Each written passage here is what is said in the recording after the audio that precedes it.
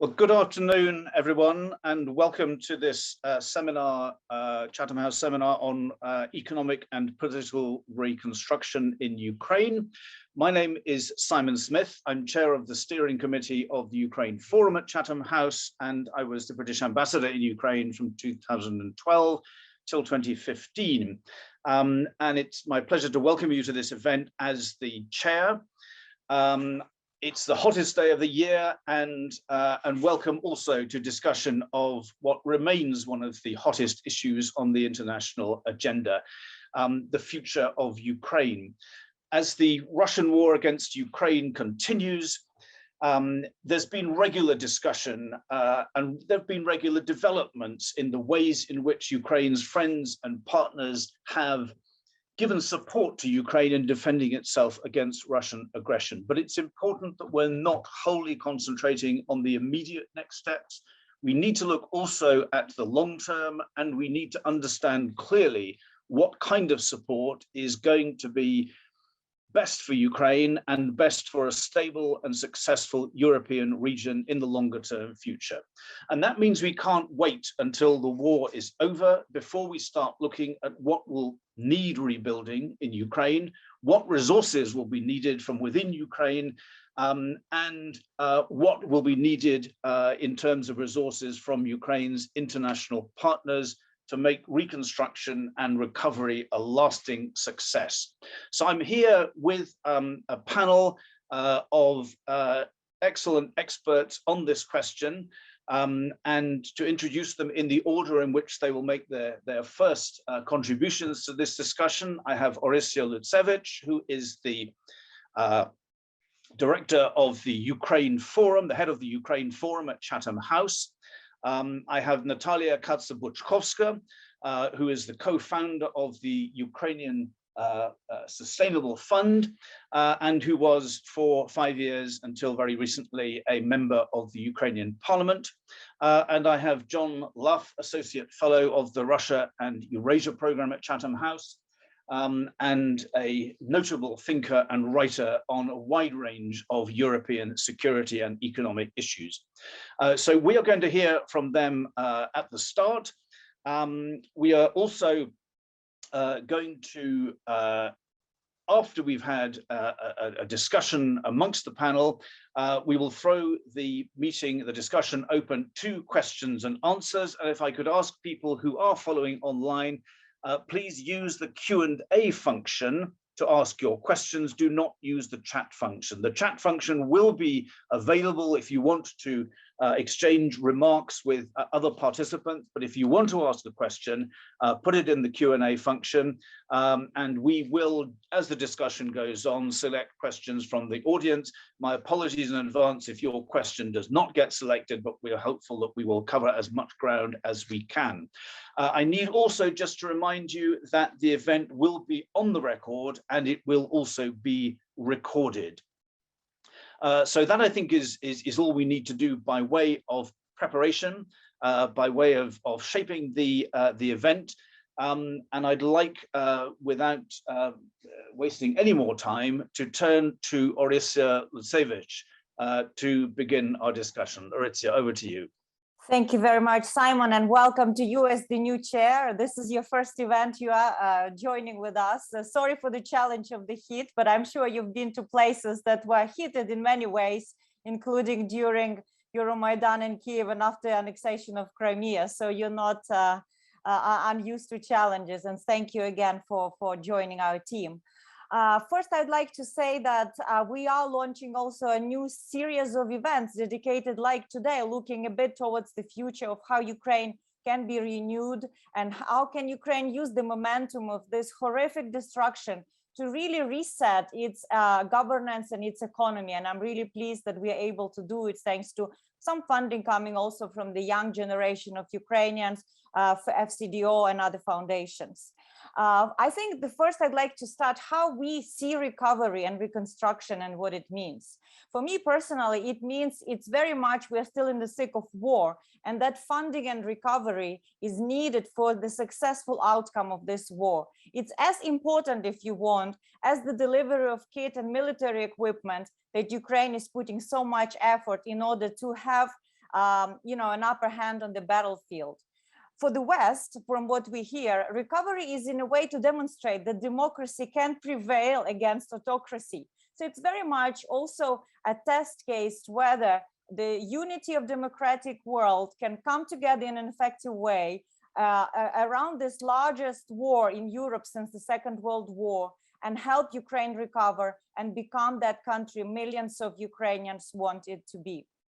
And of course, the damage and the task of this is daunting. We are talking about the bill that Ukrainian government has declared in its national recovery plan of 750 billion US dollars that is needed between now and 2032, right? So this is a long-term objective, but in the immediate term, and this is between now and the end of the year, Ukraine needs roughly 60 billion US dollars in order to rebuild its infrastructure, in order to provide a budgetary support to sustain salaries, pensions, in order to repair housing, in order to prepare for winter, in order to support Ukrainian energy sector. So this is a daunting task. And the good news is that we've started thinking how to go about it. I was in Lugano. It was an impressive meeting of over 1,000 people from various sectors, government officials, civil society, business, and they were all talking, buzzing around how to go about it. Ukrainian government has prepared this national recovery plan that has 5 principles, and these are all very good principles, from grow prosperity in equitable way. Everybody wants that. Integrate with the European Union, build back better, enable private and investment and entrepreneurship. So the underlying assumptions and proposition from Ukraine, I think, is quite convincing. The donors are slowly getting behind. Ukrainian civil society is mobilizing and is producing, for example, a vision for post-war recovery and post-war Ukraine of over 40 Ukrainian think tanks. They are focusing a lot actually on questions of accountability.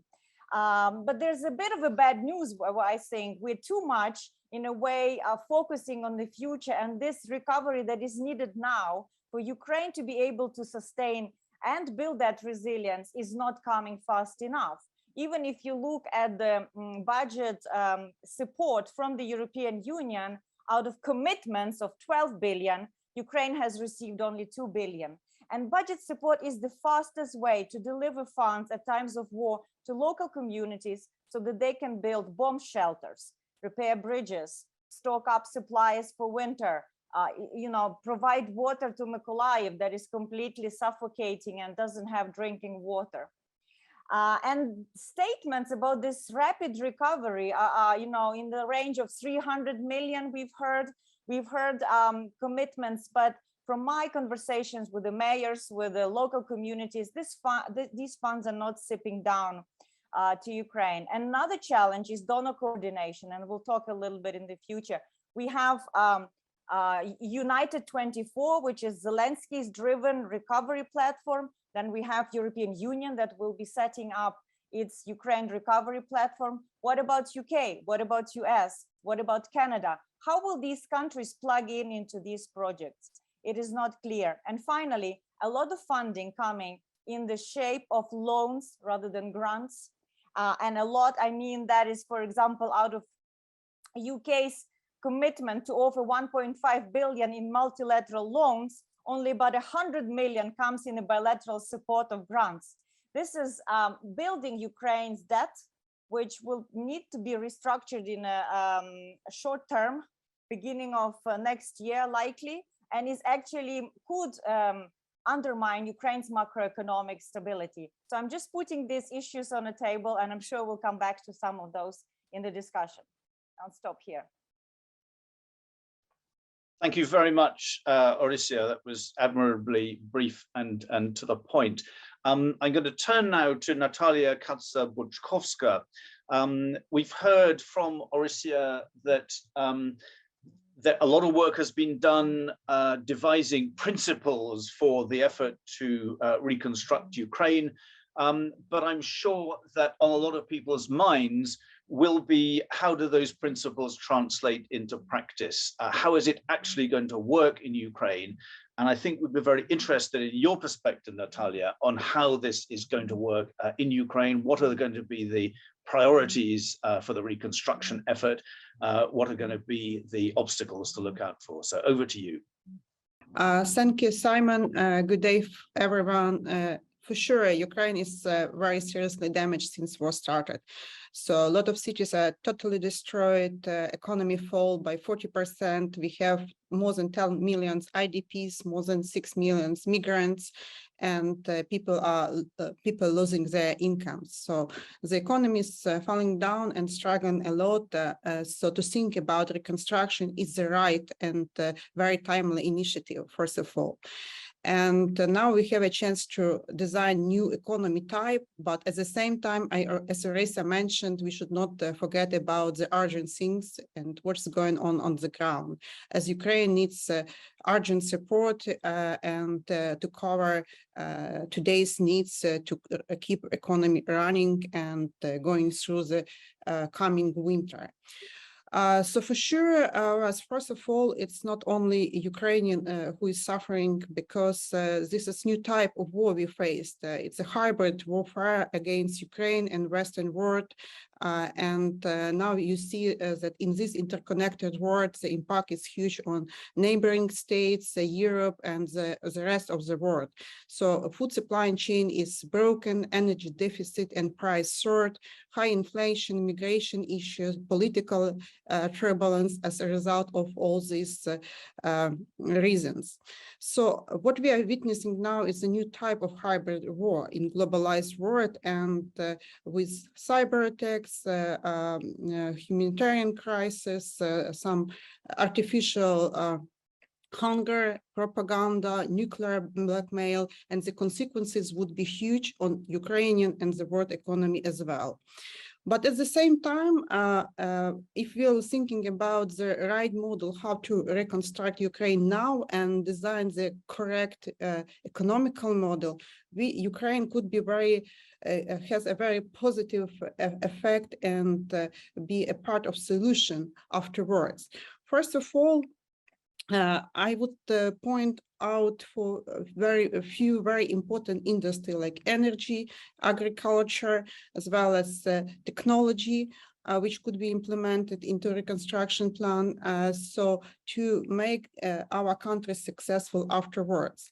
So first of all, as you see, that the energy system is under big threat, and the coming winter is full of uncertainty. But from the other side, Ukraine could be like has a big potential to be a design in a green way and to be a center of green recovery. Because all the problems coming from Russia is based on blackmail on gas supply, nuclear supply, nuclear supply. So if we'll get rid of fossil fuel dictatorship, and at the same time to make Ukraine a green hub for hydrogen, for storage, as an infrastructural hub, it would be good investment into, first of all, stable, secure, and green and sustainable future of region, Europe, and the rest of the world. So the same thing with food supply. And here everyone knows and heard now that as supply chain broken and Ukraine feeds more than 400 million people around the globe. Well, there is a big threat coming. How will feed the rest of the world? And in this regards, we should think beforehand, and the solution is to increase interconnectivity and to create additional routes and to redesign the food chain now, and to invest in this now. It is possible to do it through different neighboring borders, to build additional port infrastructure, as well as not only for food, but also for energy supply. And we also need to work at it starting from the day to now. So I would say that this industry is quite important, and to sum up my first introduction, I would say that there should be some principle how we see Ukrainian future. First of all, it should be sustainable. It should be inclusive. So inclusivity should be included into this reconstruction plan. So all these funds should be decentralized, and the communities, real economy should have access to reconstruction fund because they know better how to implement it on the place.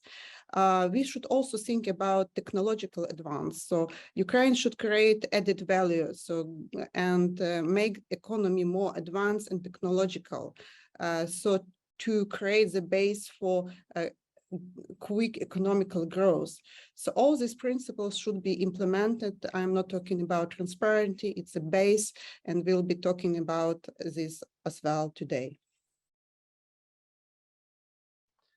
Super, thank you very much, Natalia. And I think you've put your finger on a couple of elements that are of very general significance here. When you talk about the global significance of what is going on in Ukraine now, particularly putting it in the context of what the world is going to look like in 20 or 30 years' time in terms of its energy and food consumption.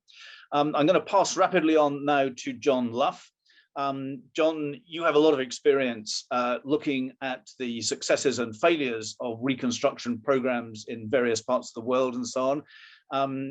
But I know you've been working very specifically on thinking about what successful reconstruction would look like in Ukraine. So over to you. Thank you, Simon, and good afternoon, everyone. There is something slightly, I find, surreal discussing reconstruction when Russia is still inflicting so much destruction on Ukraine. I saw an estimate this morning saying that the cost to rebuild Ukraine after this war could even reach $1 trillion. So let me make, please, two main points. Firstly, I think we need to be open about the challenge. Reconstruction poses significant challenges in countries with underlying governance problems. How do you deliver at speed and ensure integrity? We have some really good lessons to be learned from different places in the world.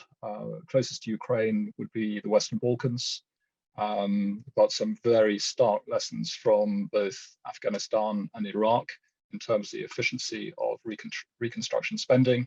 There are always huge challenges in these situations where particularly disaster relief is needed, and we need only think of the whole COVID experience and how some of the world's most established democracies, including the UK, were not, let's say, the most effective in managing some of these risks.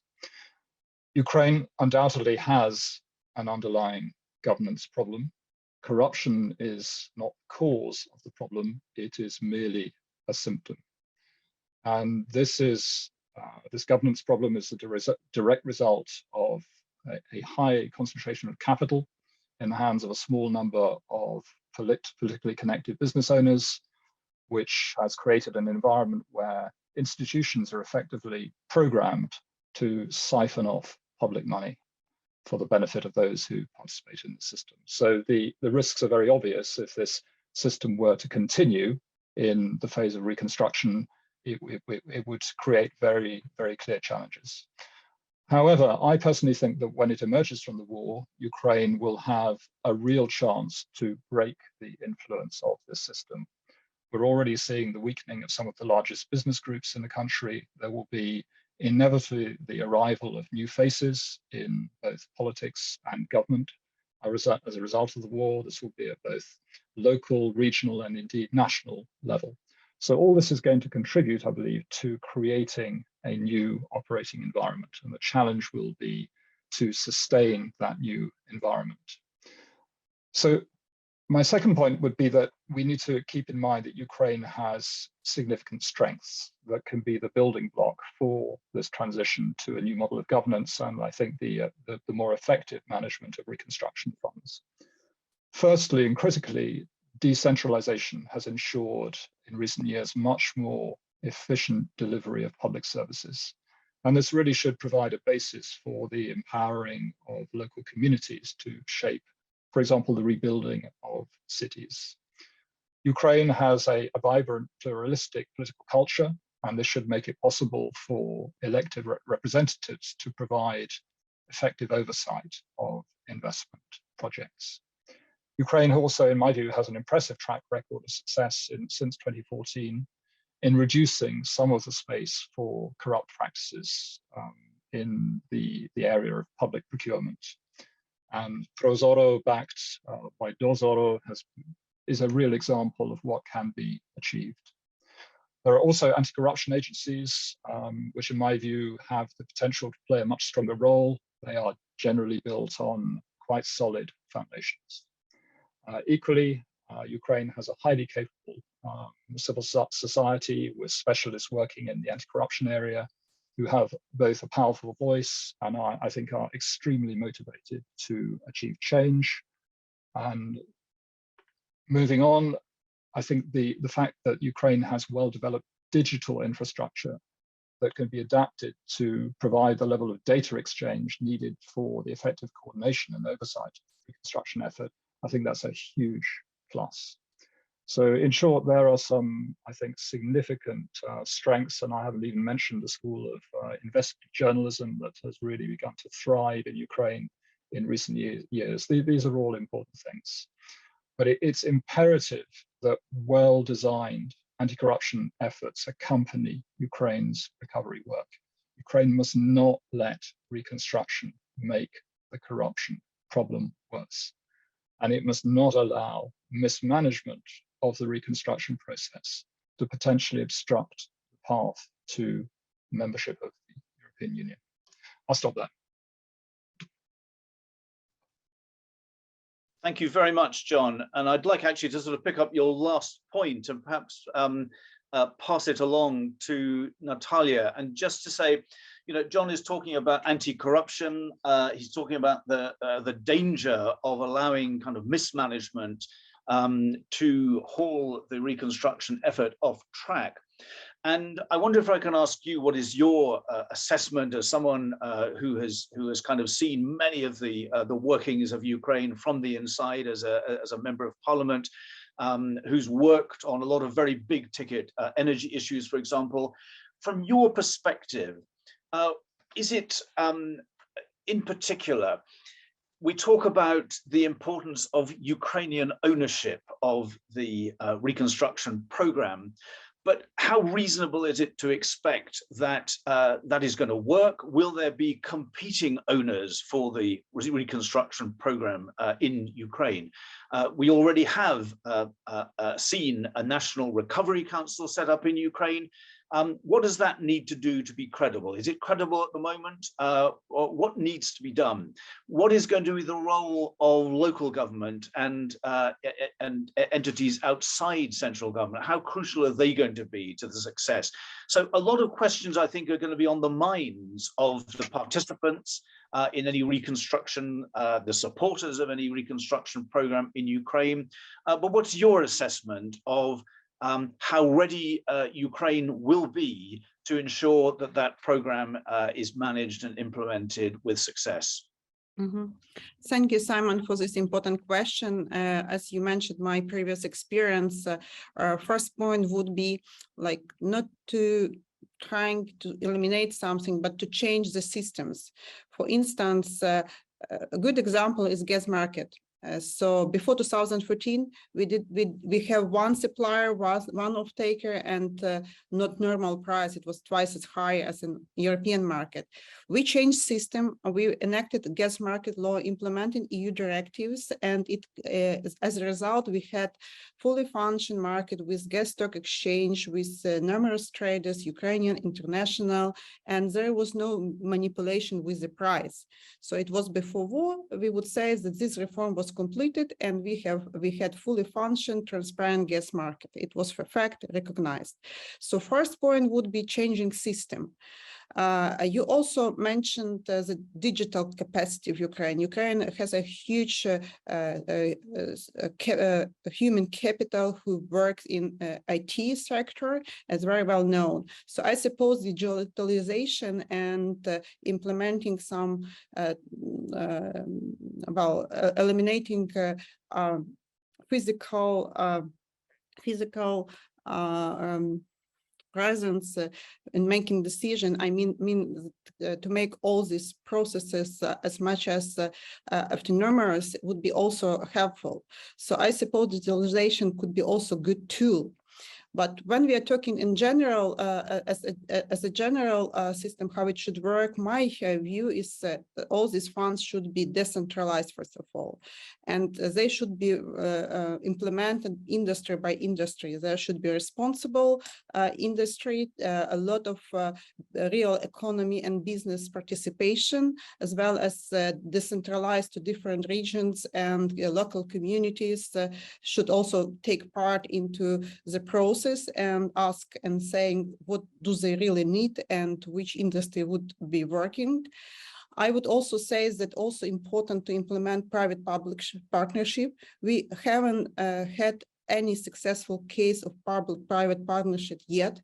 The law was just implemented and that's it, but this tool is working in Word, and private capital always more efficient than the state one. In Ukraine case, it's 100%. So this particular instrument should be implemented.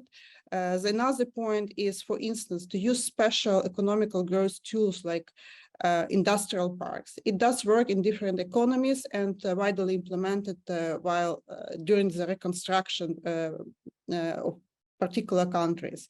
So our parliament just enacted a law on industrial parks, and I suppose this could be turning point towards economical growth in Ukraine if properly used. I would also work with financial market as well and create additional financial tools and implement them into Ukrainian financial system. Meaning that we can also issue some new type of bonds, green bonds, which is not in place in Ukraine, to design some special insurance. And here, international community and governments should be helpful, because to invest in Ukraine, any foreign investor needs some kind of insurance at the moment. So working on special financial tools would be a very big work for those who are working on a reconstruction plan. So all this together will allow economy functioning well, and the reconstruction fund placed in the right places. I'm completely against centralized management and state to decide where to invest and what to do. And maybe on top of this, first of all, there should be like bench of thinkers to design new economy type. World is changing now. There is a lot of new challenges, and Ukraine should be a very good role model and place for so-called experiment, to create something really model, new, and to be a part of solution in future. Thanks very much, Natalia. I'm going to go pass on to Orisia now, and just to say, to pick up a little bit on the outline of the concept of recovery that you were talking to us about. Of course, that concept will need to have a very powerful narrative behind it. We've got already a question come in, which I think from John Kavulich, which I think actually sums up what a lot of skeptical outsiders are going to be asking. When I say outsiders, countries outside Ukraine. He asks, look, it wasn't the oligarchs who invaded Ukraine, so why are we so focused on sanctioning government officials? But he also asks, why should taxpayers in any other country than those residing in the Russian Federation be responsible for the reconstruction of Ukraine? There's going to be a lot of questions that says, why are we doing this? What's in it for us? What needs to be the narrative that grabs taxpayers, consumers, electorates around the world, that convinces them that we really need to weigh in behind rebuilding a successful Ukraine? It's a fantastic question. I can take a stab of it, but I'd like to hear others. I think when we look at recovery of Ukraine, we must understand that if Ukraine emerges as a stronger economy, well integrated with the global space, it will be a recovery of global economy. It will be a recovery of Europe, because what we see right now is a destruction as the result of Russian aggression, of this imperial war, that Ukraine is in the immediate front line of that, with horrific genocidal type war. But Europe by proxy, and this is what Natalia was talking about, is also a target in a perhaps more subtle way: gray zone operations, cyber activity, energy blackmail. So I think we should see this as a part of the trend where Ukraine is an immediate victim of Russian aggression. But once we find a solution to this aggression, we'll all be better off. And in the end, actually, we'll see a different Russia that will be able to integrate in the European security architecture. So there's a big card at stake here. And I think, you know, maybe to connect also a little bit concretely to what Natalia was suggesting, I already see, for example, Liz Truss after Lugano, she suggested setting up a Ukraine-UK private finance partnership. And this is where roles of European Union, UK will be to facilitate the specific mechanisms that would bring on board private sector with innovation technology, but also funds. Exactly right. In Ukraine, when you ask people what it means to win over Russia, it means that Russia pays for reparations and recovery funds. And EU and UK should set up a legal instrument to enable frozen assets to be actually mobilized for Ukraine recovery. Canada has done it. They've already passed a law in the parliament to enable use some of the Russian frozen assets to direct them to Ukraine. And I think once we have funds framework, which is EU candidate status, and also the conditionality and reform and FDI, I think we'll sort the puzzle of Ukraine's recovery. The question is sequencing, political will, and a clear story. Thank you, Orestia. I'd like to pass on to John Luff now. John, we were talking a bit earlier about the international mechanisms that might be mobilized, the experience we've had of how those have worked in the past. I would suggest that at the moment, in terms of international support for Ukraine, notwithstanding the vote in the UN General Assembly, which now seems many months ago, which overwhelmingly condemned the Russian aggression, it seems that we are not, that we are some way short of a sort of broad international consensus on weighing in support of successful reconstruction in Ukraine. How much of a problem is that? If that means that this looks like a very kind of Euro-Atlantic initiative, a Euro-Atlantic concern, is that something that we need urgently to be doing more work on, or is it more practical for us to work forward, assuming that this is perhaps not going to be a global effort in a big sense, that it requires several more narrowly focused coalitions of the willing to pull off successfully? And what does that mean for our expectations about the extent to which international institutions, multilateral institutions, can weigh in support of reconstruction in Ukraine? Thank you, Simon. This is an excellent question. I mean, it seems to me that we are going to live with the fact that this is Russia's war, not just against Ukraine, but Russia's war of the West. And there are, as we saw in the United Nations, there are many countries in the South, for example, that are not aligned with the Western view, in some ways have been more sympathetic to the way Russia has presented its narrative. I simply don't think we're going to get around that. There are very good reasons to believe, of course, that it would be much better to have some of those countries, if you like, on side.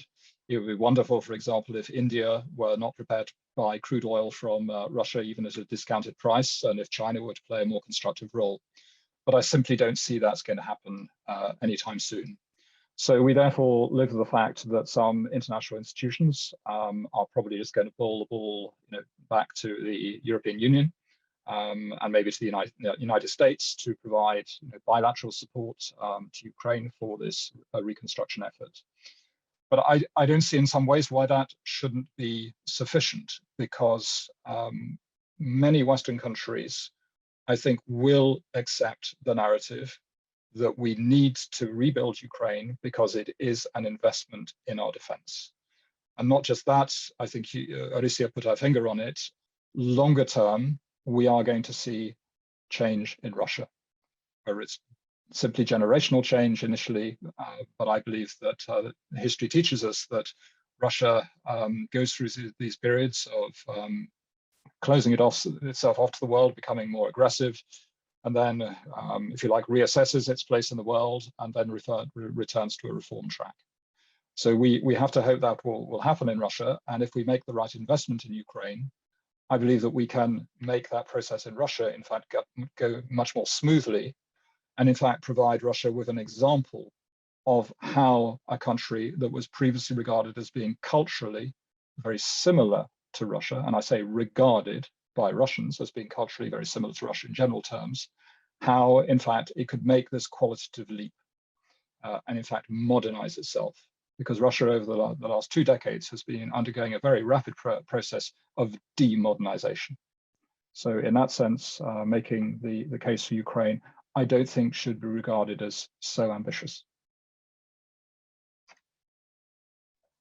Thanks very much, John. We're going to try now to run through a lot of very good questions that we've had coming in on the Q&A. I'd like to maybe bunch a few of them together, because not surprisingly, a lot of the questions are coming in focusing on similar blocks of issues. One thing that not surprisingly comes up repeatedly in the questions is concern about corruption. I know all three of you have spoken about corruption, but Madeleine Moon, Janet Gunn they've put in questions. Thank you for those. Making the very obvious point, but the very good point, that those taxpayers and consumers who are actually going to be funding the recovery effort in Ukraine, they are going to need a lot of very powerful reassurance that their money is going to good places and doing good things.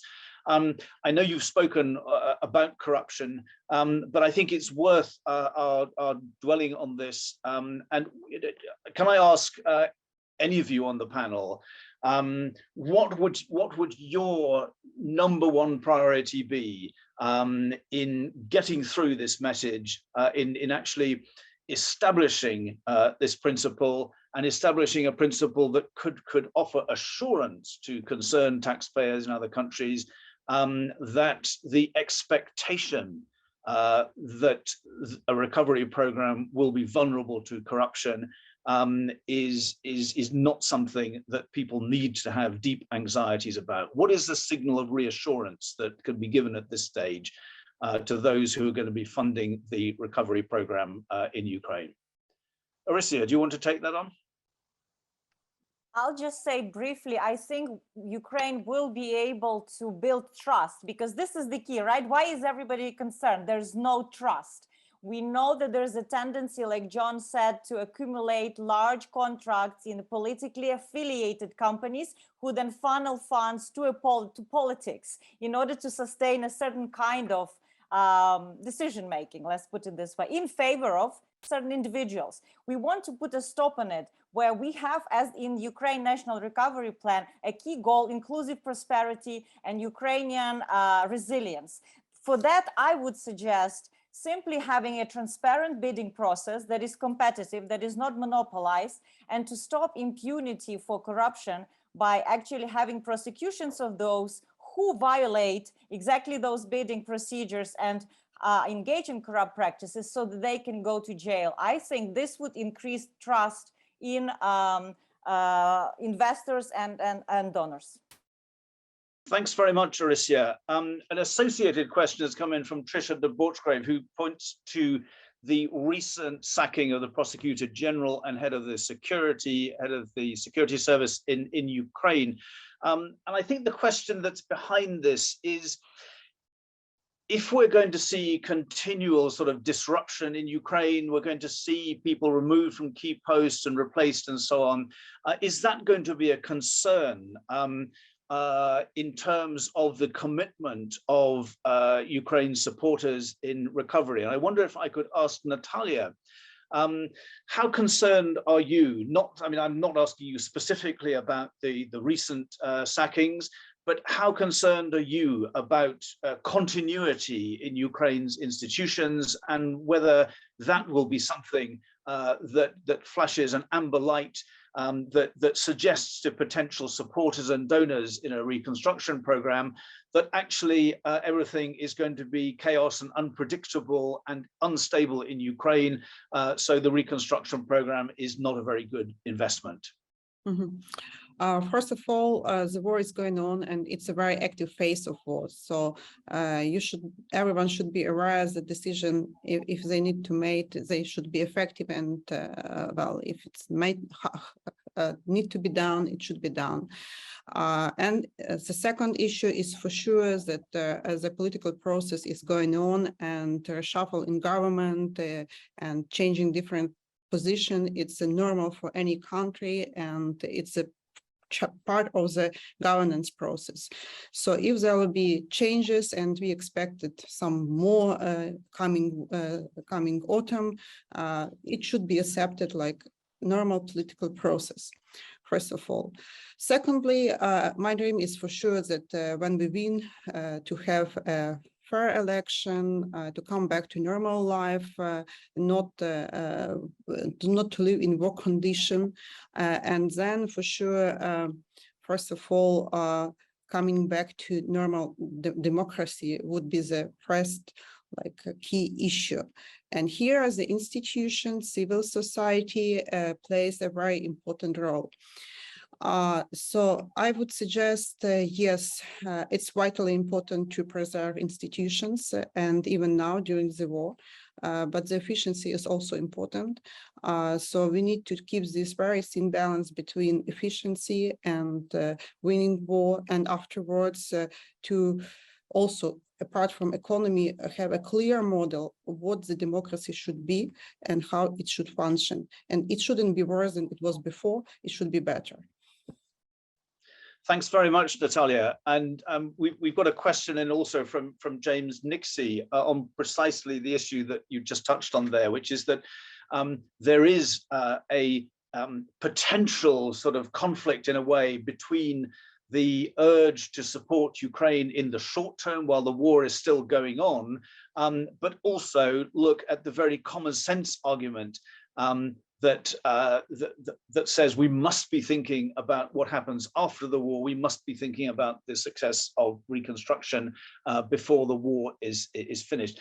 And James asks, are these two, so how do we balance between assisting Ukraine to win the war and assisting Ukraine to win its future post-war? And are the two things necessarily completely segregated from each other, or is there some sort of overlap in some fashion? John, do you want to have a go at that? Goodness, and that's a tough one. I mean, I think to win this war, Ukrainians have to believe that there is a future. And it's quite clear to me that they do believe there is a much brighter future for Ukraine. And that is one that is motivating the country right now. So I think, have to share, as far as we can, that vision with our Ukrainian friends and buy into it. And imagine a Ukraine that does operate differently, on a different basis, that has more mature democratic institutions. And I think the absolutely critical factor that Ukraine needs to fix in the coming years is the problem of the judiciary. And it needs to establish a judiciary that's not just operationally more efficient, because that's in fact the easy thing to do. It has to build this culture of respect for the rule of law and respect for the independence of the judiciary. And these are very subtle things that generally take quite a long time in democratic countries to develop. And Ukraine needs to do this at much greater speed. But I tend to think that this, maybe this sort of catalytic effect of war and the renewal of the elites in Ukraine is going to create a very different situation, and potentially a country that is governed much better than in the past. And we have to be, I think, focused on that possibility. Thanks very much, John. Simon, do you mind if I just jump in? I really like James' question. I would like to say, would this assistance help win Ukraine the future? Because that also includes winning the war and winning the peace. And then I think I don't see much of a contradiction there, other than to say that if an underlying principle of the future, and we hear it from all places, is resilient systems. After COVID, everybody is talking, how do we build resilient healthcare? I mean, in Ukraine, of course, the bombs are falling. It's a different level of challenge, but you see economy functioning, railway running, small companies working. It means that even at times of war, if we embed these principles of resilience to deliver recovery, Ukraine will both win peace and the future. And Ukraine has very good preconditions for that, because it has experience of the devolved power, of quite vibrant small and medium enterprises, and an ambition. And here I say ambition to connect to what John said about the hope of the future. You know, Ukrainians were always dissatisfied with the way things are going in Ukraine, right? 70% would say they are not happy. Right now, 70% says things are going in the right direction. How do you explain that? I am saying that Ukrainians finally see that they could seize the chance of that this, based on this destruction, they could build this new system, and they will answer the key question: in whose favor regulation is working, in whose favor, and who is keeping a check on unaccountable power? And I think they're already asking these questions, and this is why I'm hopeful that this recovery will stimulate the right answers to these questions. Thank you very much, Arisia. I want to get on before we finish to some of the questions a little bit more specifically about the mechanisms for a delivery of a recovery program. But I want before that just to come to an interesting question, because we've talked about the strength of institutions in Ukraine, and I think made the very important point that this is not just about rebuilding infrastructure, it's not just about rebuilding physical damage, it's about rebuilding and ensuring that there are resilient and successful institutions. But Sarah Farnsworth fires in a question about actually looking even more broadly in this and reminding us that it's critical to invest in people as well as a strong and having a strong and broad psychosocial trauma program, working on the health of people as well as their physical health. So what plans are there to invest in people in Ukraine? What can be done to ensure the health of the people who are rebuilding their country? Natalia, do you want to come in on that? Yes, so very important question, because of social capital is a key to recovery, because if there are no people, there will be no reconstruction at all. So, and we now face a huge migration issue, and all big numbers are abroad, and from one side they are looking for shelter for them and for families. From the other side, they also will keep some new skills, will have new skills and come back with new ideas when they come back to Ukraine. But from the other policymaking side, we should think about how to create the incentives for those people to come back. And here are the special tools, as I mentioned. So first of all, we should create infrastructure for them and some incentives. And what I love to say is that Ukrainians don't need any subsidies, they need jobs, and all these people are looking for a good place to work and to live. So I think such instruments like industrial parks, some special economical zones, and well, surrounded by different social infrastructure could be a very good attractive point for those people to come and to rebuild the economy and to take part in some economical activity. So the first thing, they need to have a place to live, to work, and then to for their infrastructure for their families. So I suppose the key element of this reconstruction fund should be also focused on social activity and how to create this special cluster for these people to come back. But without these people want to come back. More than 80% of refugees, according to polls, even now during the active phase of war, miss homes, and they want to come back as soon as possible.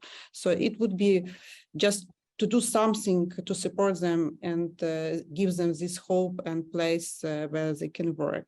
About health issue, and you mentioned about, yes, there is a different funds now who are working to help people to recover, but it's not enough. So we'll have a huge number of injured and wounded people with different physical and mental issues. I suppose it's a huge another topic, and here international donors, specialized organizations should take a very active part, because it's a generational issue now. Thank you very much, Natalia. I wonder if I could keep you on, if that's okay, because I've got a couple of questions on the Q&A, one specifically for you, saying, do you think that tax breaks for foreign investors willing to invest in Ukraine once the war is ended can help make recovery faster? And there is an associated question, which is in a sense part of your kind of energy specialism. Do you think Ukraine will continue on the green path in its energy security, particularly in terms of revitalizing its nuclear energy capacity? And is this a part of Ukraine's rebuilding plan? Well, you know, in Parliament, I was a big advocate of green transition and renewables. So we created a special system to support renewables, and it shows as we have as a result that the portion of renewables increased from 0 to 14% now. So I'm very devoted because of, like, I believe in renewable energy and it's a future. But there was also bigger criticism because it's cost, because it's there is a lot of imbalances created by renewables. But now we see the clear picture. So Ukraine has any other chance to be not to be green.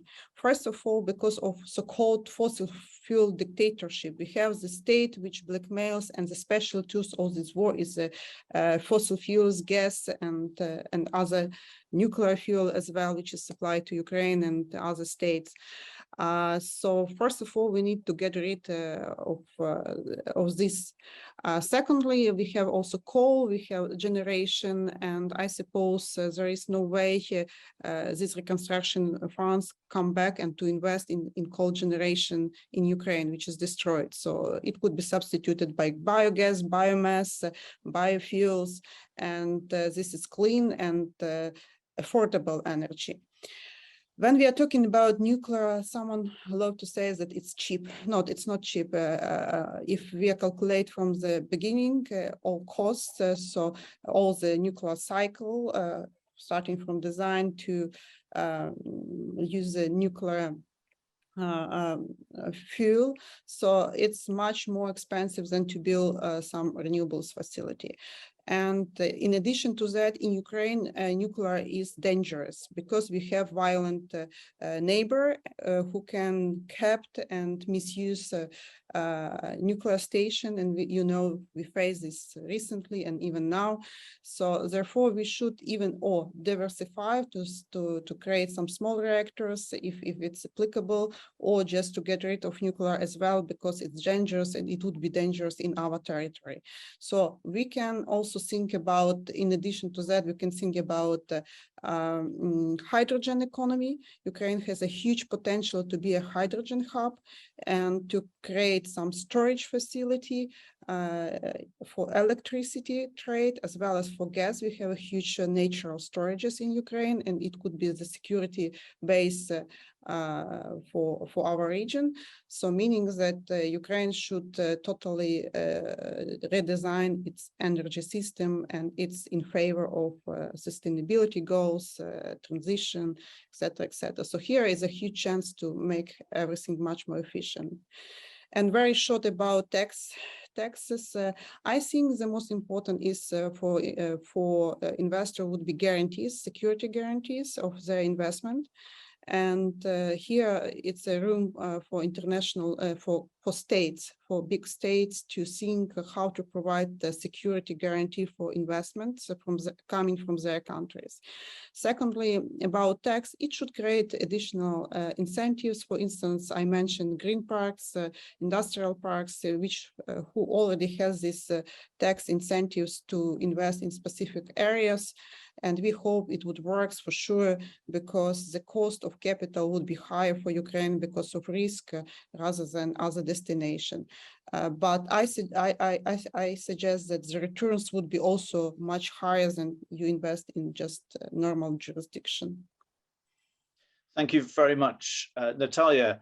I want to go on, as I suggested we would, to looking a little bit more closely at the funding and financial mechanisms for recovery. And I've got a question in from Kieran O'Meara, who says, could funds be raised on behalf of Ukraine through mechanisms of sovereign debt by Western states, i.e. a particular bond is issued like green bonds, where the yield is directly raised for reconstruction?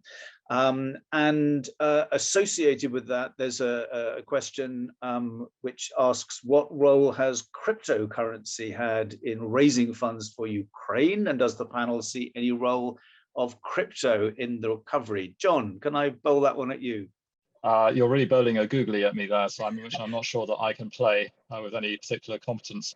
I mean, it seems to me around sovereign debt, there are going to be probably all sorts of creative ideas emerging for how we fund the reconstruction in Ukraine, because it's going to be a matter of such great urgency. I'm not qualified to comment on crypto. Others may be able to, but I'm really not informed on that issue. Okay, unless anyone is putting their hand up to address the crypto issue, I think we will move on from it. I'll just say briefly, if you look at the National Recovery Plan, they are hoping still to get most of it in grants and in debt.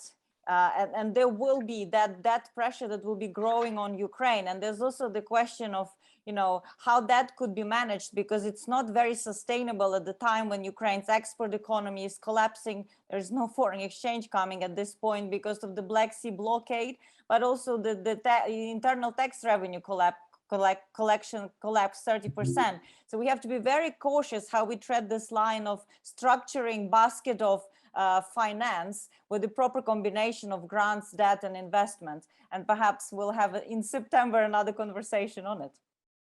Great, thank you very much, Orysia. I regret to announce that we are now pretty much at the end of our allotted time. So my first thing I need to say is my apologies to those questioners who put questions in the Q&A whose questions we didn't get time to answer.